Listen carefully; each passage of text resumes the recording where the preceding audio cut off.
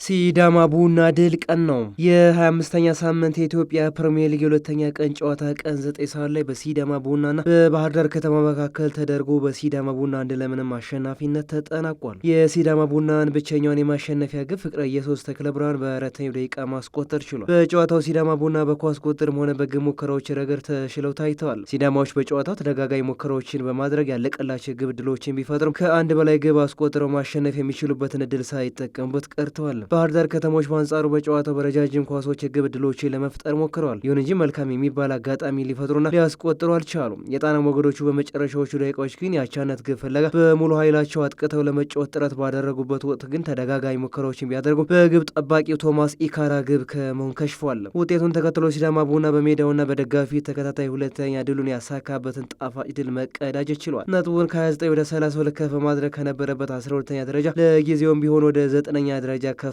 ማለት ችሏል። ባህር ዳር ከተማ በአንጻሩ ከመሪው ጋር ያለውን የነጥብ ልዩነት የሚያጠብበትን ወሳኝ እድል ሳይጠቀም ቀርቷል። ተከታዮቹ ወላይታ ዲቻና ኢትዮጵያ ቡና ተጋጣሚዎቻቸውን የሚያሸንፉ ከሆነ አሁን ካለበት ሁለተኛ ደረጃ ወደ ታች ዝቅ የሚል ይሆናል።